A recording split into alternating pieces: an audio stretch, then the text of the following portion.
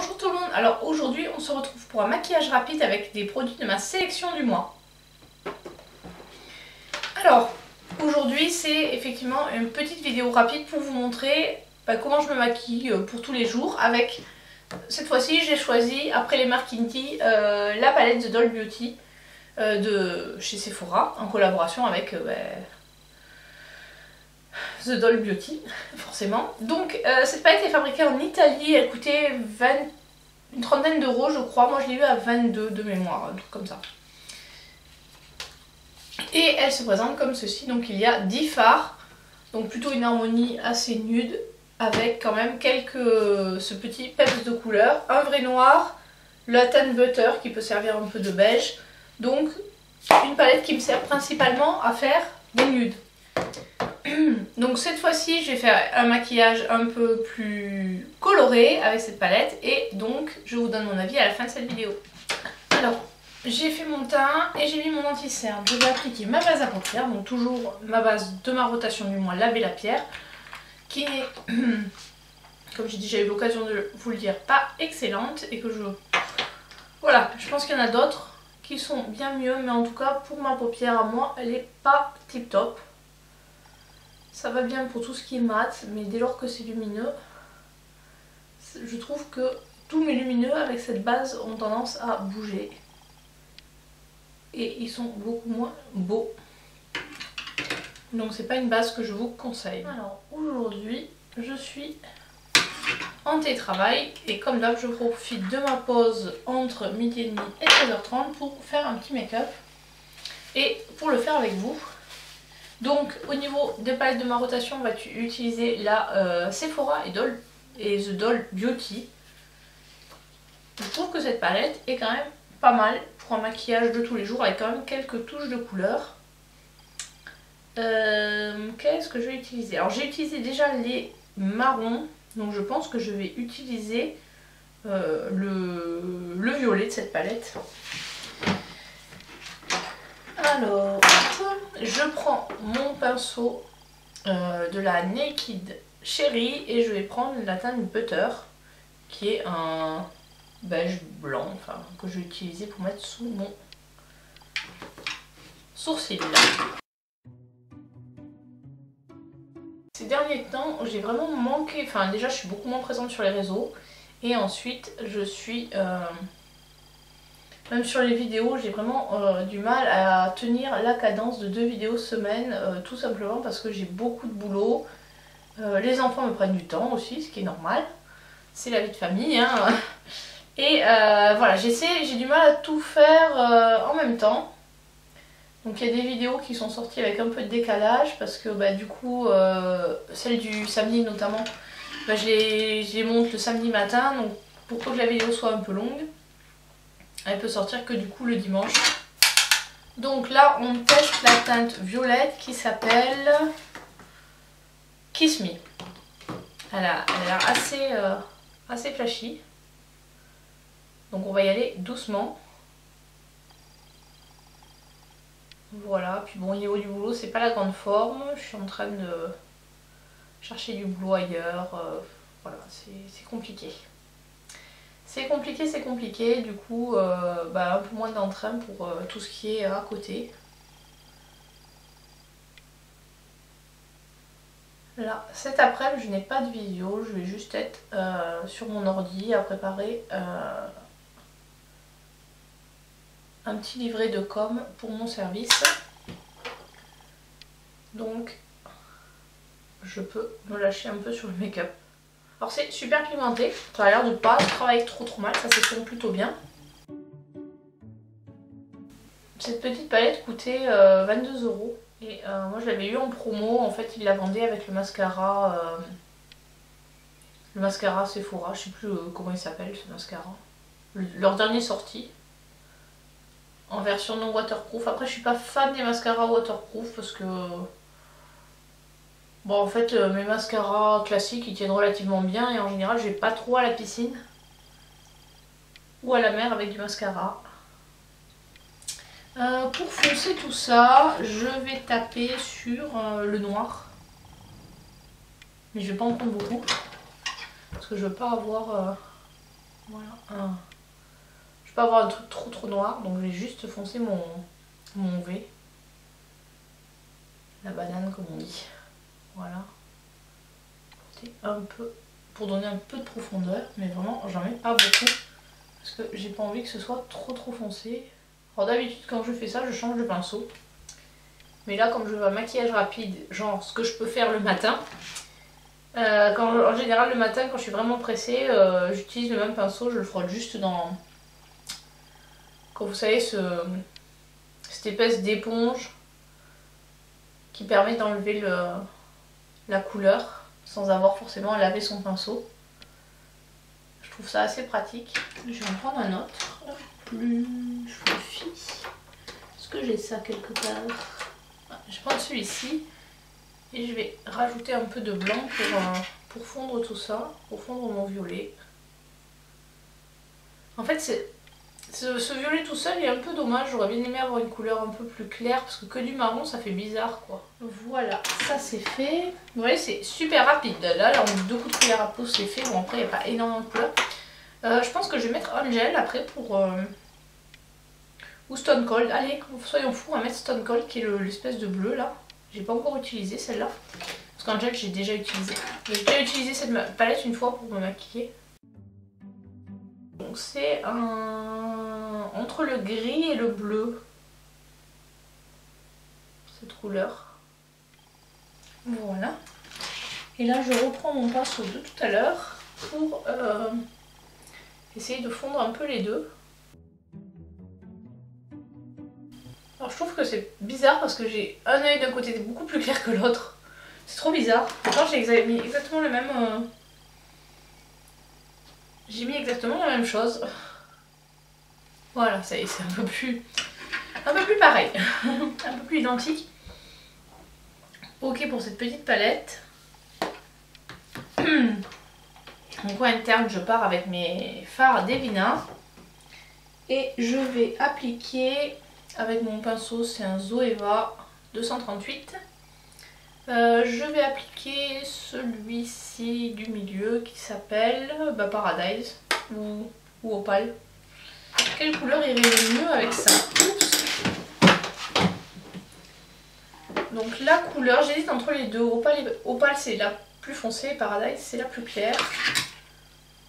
Bon, plutôt du clair, je vais mettre Paradise. J'avais déjà utilisé la dernière fois.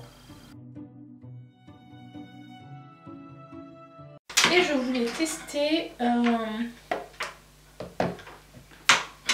que je le trouve.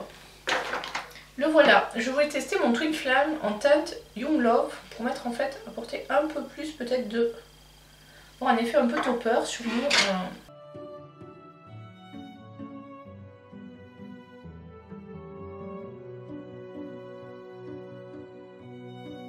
Voilà, donc là, c'est enfin, je trouve que c'est vraiment pas mal. On va voir ce que ça fait. On va attendre que ça sèche, mais au contraire du... Comment on appelle ça? Du précédent produit là. C'était un color fixe. Celui-là, il donne vraiment un joli effet topper. Voilà, il se marie bien en plus avec la couleur en dessous. Je sais pas si vous verrez. On voit vraiment l'effet en fait... comment dirais-je, ça donne des reflets violet pailletés un peu. Donc ça va bien avec les couleurs que j'ai mis, ça les fait bien ressortir, je veux dire ça se marie bien. Je vais faire ensuite mon liner, je vais essayer de finir mon tattoo liner de Kat Von D parce que c'est un que je traîne depuis longtemps, mon mascara et après j'attaquerai le teint, je finirai le teint.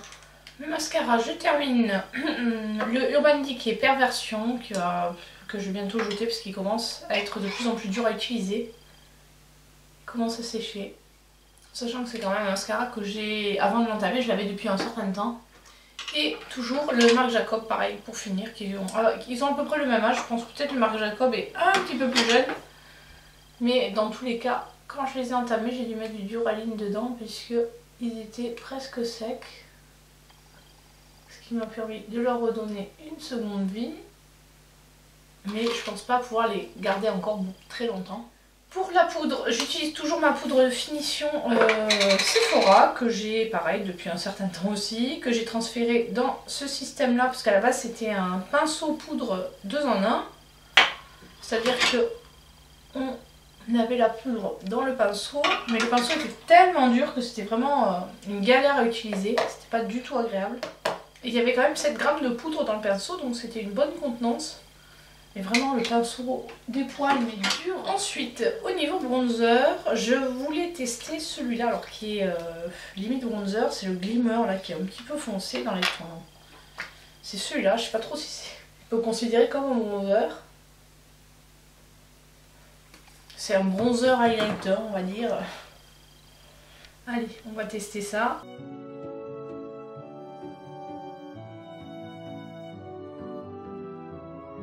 Bon, c'est pas trop mal. Au niveau blush, on va utiliser toujours ma rotation From the Moon de Colourpop. Avec Luna dessus, c'est trop mignon. Regardez-moi ce blush comme il est mignon. Alors quand je le prends, j'essaie de faire le tour du chat pour pas abîmer Luna.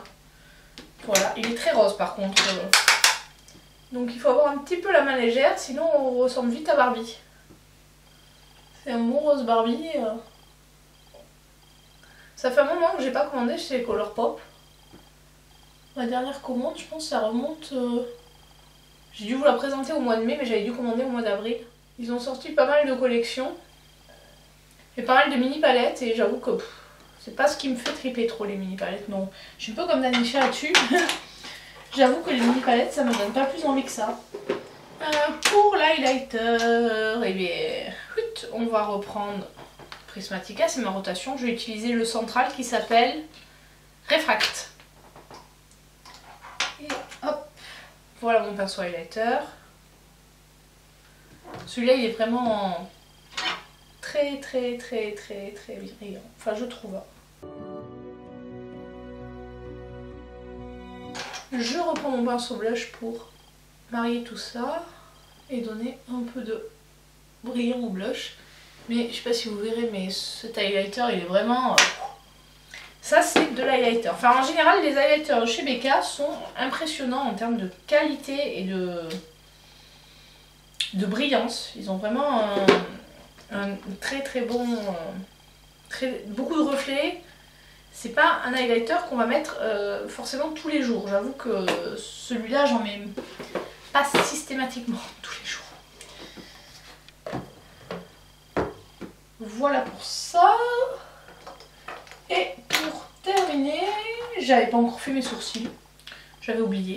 Mon crayon à sourcils, je ne le voyais plus. Je pensais avoir oublié en bas, mais non, j'ai bien mon crayon à sourcils. Donc je vais faire mes sourcils. Il faut vraiment que je retourne chez esthéticienne. Parce que là, mes sourcils sont vraiment... Faut qu'elle me les retaille un peu. Là, ils sont moches.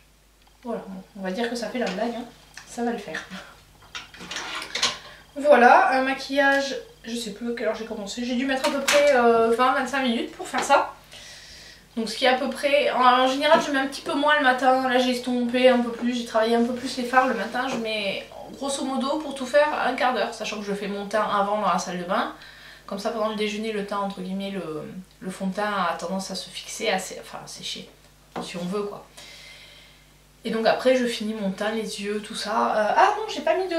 Ça y est, je sais ce que j'ai oublié. Je l'avais sorti exprès. Donc toujours chez Sephora, c'est le Ghost. Possède. En teinte Régal. 65.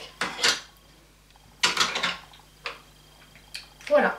Look terminé. Et comme toujours, pour finir, un petit coup de Fix Plus de MAC. J'adore ces produits... fixateur parce que c'est vraiment, surtout l'été, c'est hyper rafraîchissant, c'est hyper agréable de finir le maquillage par ça. Je trouve que ça hydrate la peau, c'est vraiment hyper agréable à utiliser et à appliquer. Donc ça c'est vraiment, quel que soit le temps, mais surtout l'été, je trouve que c'est d'autant plus agréable l'été parce que c'est frais.